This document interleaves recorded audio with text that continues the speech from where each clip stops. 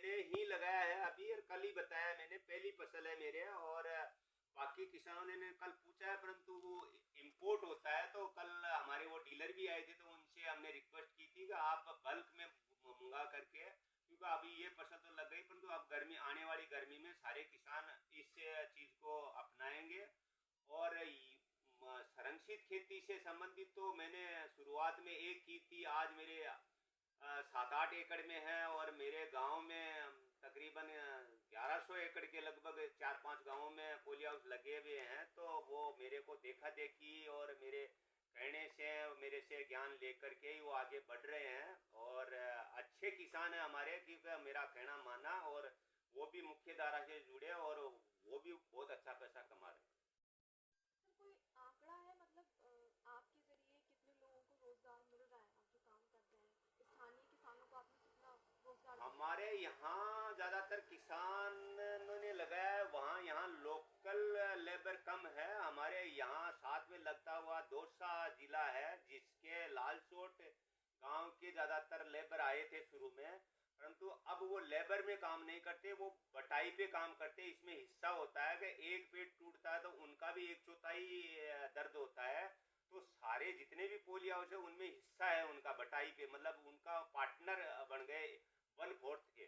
तो 1/4 के पार्टनर बनने से वो मेहनत अच्छी करते हैं, सुबह जल्दी लगते हैं, जो काम 6 आदमी करते थे वो 2 ही आदमी कर रहे हैं।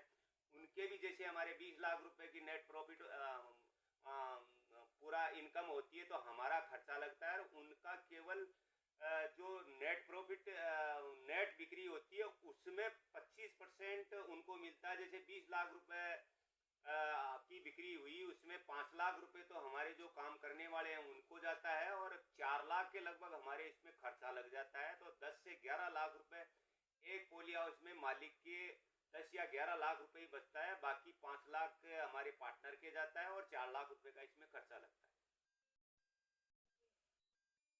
तो संरक्षित खेती से आपकी आय में और उत्पादन में कितना फर्क आया है?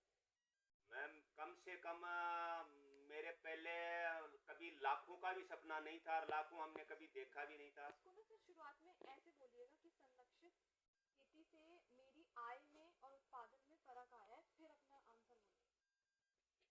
मैम संरक्षित खेती से मेरी आमदनी में, मतलब परंपरागत खेती के बजाय तो बहुत बड़ा बदलाव आ गया। मैं सोच ही नहीं सकता था कि, मैं ही नहीं, मेरा पूरा गांव भी नहीं सोचता था कि इतना बड़ा बदलाव आ सकता है। और जो हम कभी लाखों के सपने सोचते थे, वो लाखों के नहीं, करोड़ों के पूरे हुए हमारे। और करोड़ों के मेरे अकेले के नहीं हुए, कई किसानों के करोड़ों के सपने पूरे हुए। और मैं अभी बाहर जाकर के देख करके आया हूँ, करोड़ों नहीं, अरबों रुपए भी कोई दूर नहीं है इस टेक्नोलॉजी में। मतलब ये टेक्नोलॉजी है, इसको तो जितना आप आगे बढ़ते जाओगे, अगर हाइड्रोपोनिक, एक्वापोनिक, वर्टिकल में अगर आप फसल लेते हो, तो करोड़ों के सपने नहीं, अरबों के सपने भी पूरे हो सकते हैं। कोई बड़ी चीज नहीं है, हमने आंखों से देखा है। और पहले हमारे सपने केवल लाख रुपए के थे, परंतु लाख रुपए के सपने हमारे करोड़ों रुपए में बदल गए, और मेरे अकेले के नहीं बदले, कई किसानों के बदले हैं। जी।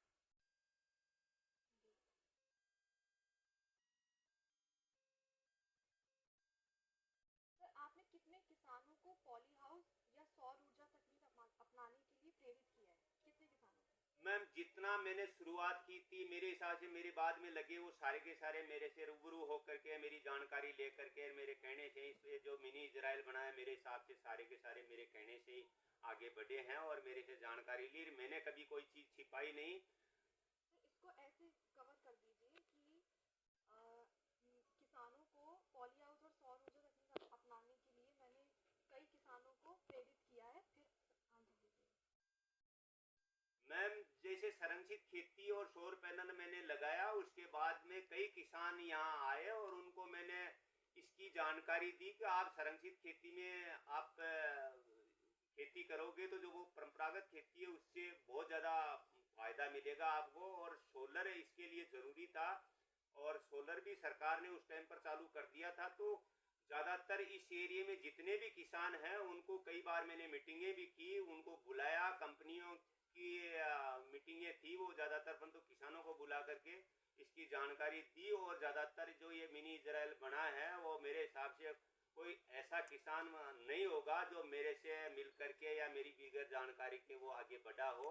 तो मैं ये नहीं कहूँगा कि मैंने उनको प्रेरित किया, परंतु मैं इसमें ये भी मना नहीं करूँगा कि मैंने उनको अच्छी जानकारी नहीं दी, क्योंकि मैं जो भी जानकारी दी मेरे पास में थी वो मैं तहे दिल से पूरी जानकारी दी, और वो कारवा बढ़ता गया और आज आपके सामने है। अभी मैं दिखाऊंगा ऊपर चढ़ करके कि कितने पोली हाउस लगे हुए हैं, वो आपके सामने है।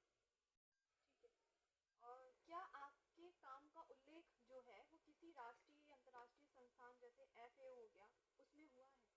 हाँ, अभी जो ऐसे ही बोलिएगा कि मेरा जो उल्लेख है राष्ट्रीय और अंतर्राष्ट्रीय संस्थान में इसमें हुआ है, जो भी नाम है मेरा जो उल्लेख है। हाँ, मेरा जो उल्लेख है, जो बाहर के विदेशी देशों के जो विजिट होती थी हमारे 3-4 साल तक सौर पैनल की जानकारी लेने के लिए विदेशों से, कई देशों से यहाँ विजिट होती थी, तो हम उनको राजस्थानी परंपरा के हिसाब से उनका स्वागत भी करते थे।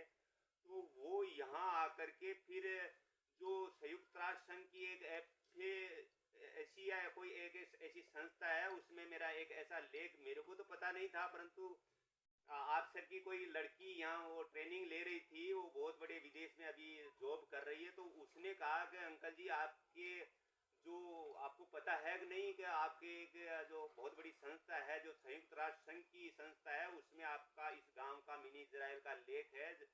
तो मैं भी उसका, उन्होंने मेरे को पन्ना दिया, और वो पन्ना मेरे पास में है भी, कि वहाँ उसका जिक्र किया गया, और वो विदेशों में, हमारे हिंदुस्तान में तो हुई परंतु विदेशों में भी उसकी चर्चा हो रही है। तो हमारे को वो गर्व की बात है कि हिंदुस्तान के किसानों की वहाँ बात होती है। सर, आपने कई सरकारी योजनाओं का लाभ उठाया है, इन योजनाओं ने आपकी खेती को कैसे आगे बढ़ाया, और योजनाओं का नाम भी एक बार बता दीजिए।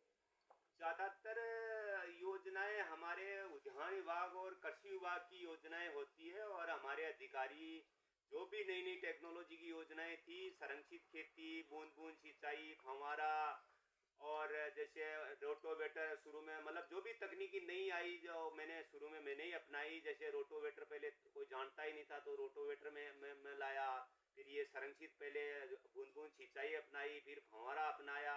तो सारा का सारा मेरे को देख करके पूरा गांव ही लग गया, और अच्छी पैदावार हो रही है। तो मतलब ये तो मेरे को ज़्यादा बताने की जरूरत नहीं है, क्योंकि जो है वो आपके सामने दिख रहा है।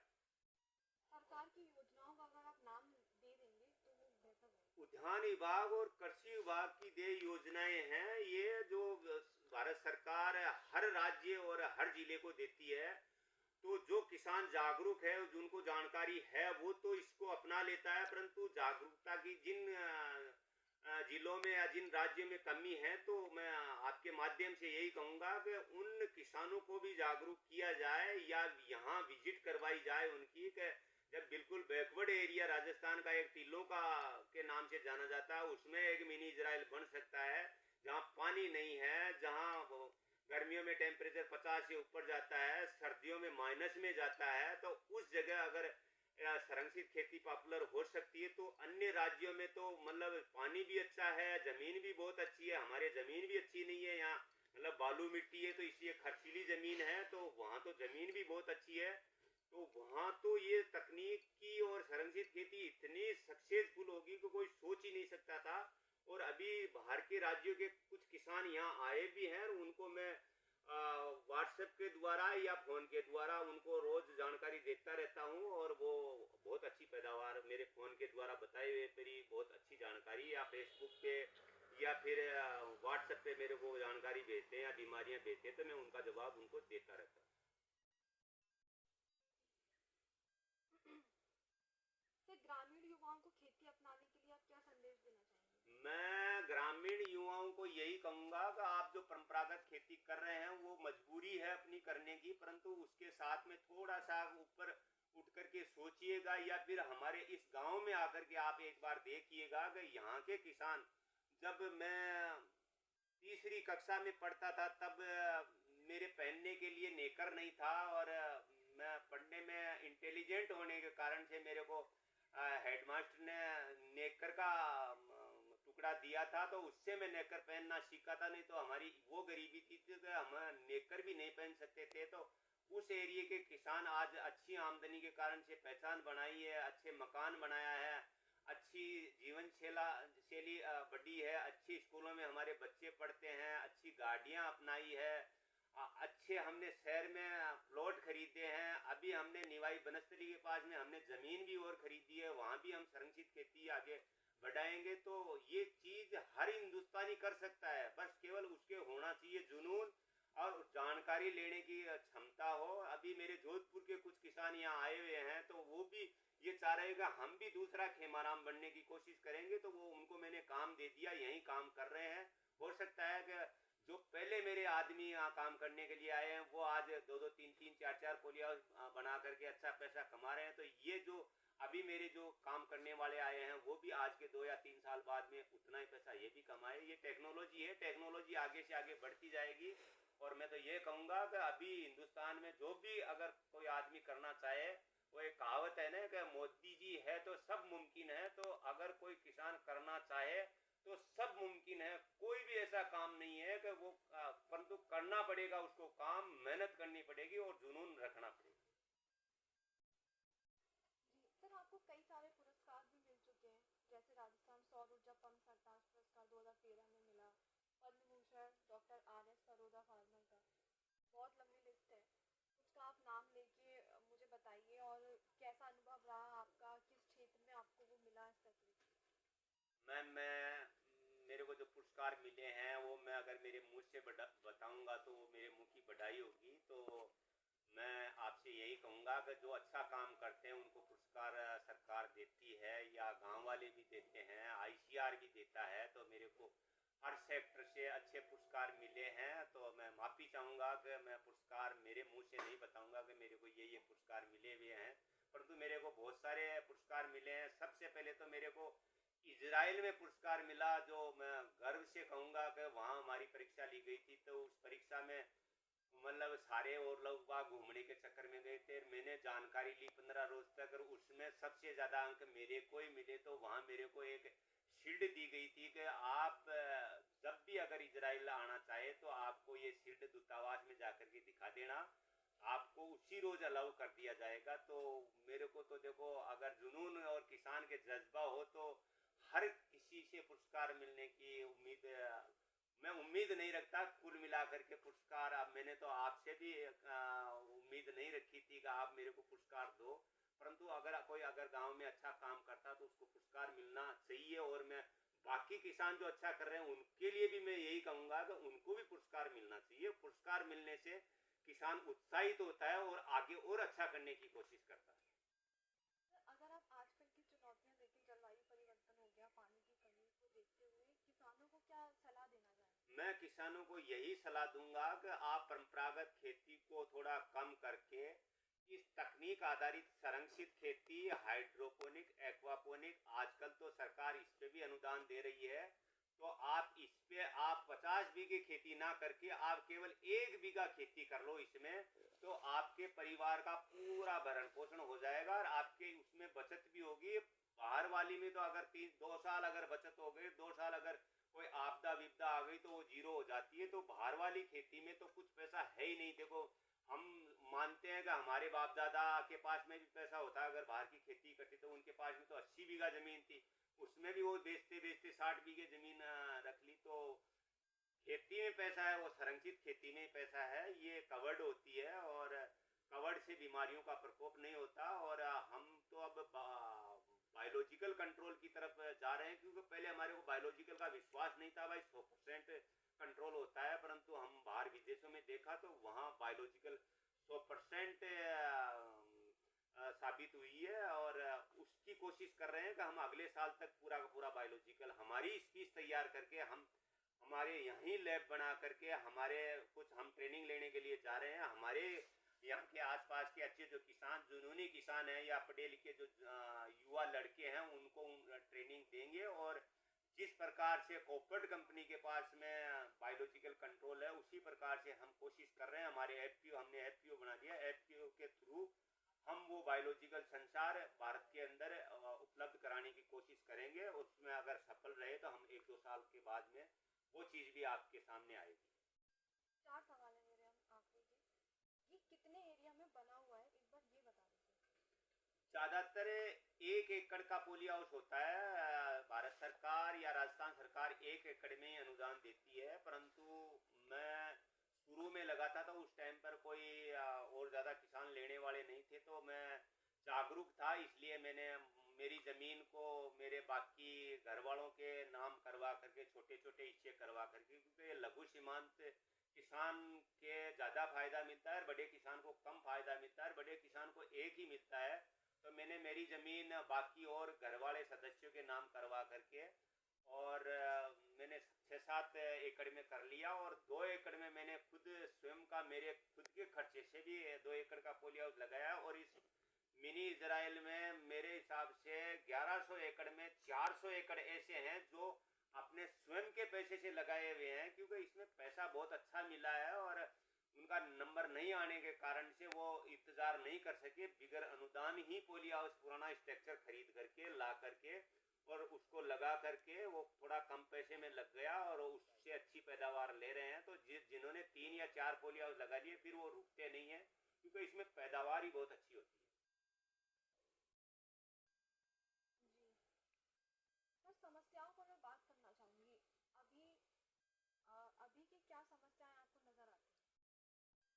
समस्याएं हर चीज में या हर टेक्नोलॉजी में आती है, ऐसी बात नहीं है, परंतु समस्या का समाधान अगर हमारे वैज्ञानिक हमारे साथ में रहे तो समस्या का समाधान आसानी से हो सकता है। अभी मुख्य समस्या हमारे पहले मुख्य समस्या थी जड़गांठ, जो सूत्रकृमि होता है, परंतु उसकी निजात 100% हमने पाली। परंतु अभी जो समस्या है, जो ज़्यादातर थ्रिप्स, वाइट फ्लाई और माइट, ये 3 मेजर समस्या है, और तीनों के लिए हम पहले बायोलॉजिकल कंट्रोल करते हैं, फिर कंट्रोल नहीं होता तो फिर हम केमिकल का उपयोग करते हैं।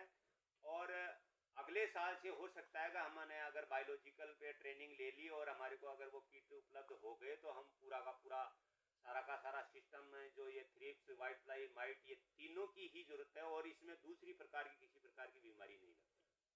और कोई समस्या जो बताना चाहें? नहीं, और कोई समस्या नहीं होती है इसमें, केवल लेबर की समस्या होती है थोड़ी सी। तो लेबर तो कभी कभार आसानी से मिल जाती है कभी कभार, परंतु इसमें हिस्सा होने से लेबर की समस्या भी ज़्यादा नहीं है। ठीक है सर, 2 सवाल और हैं।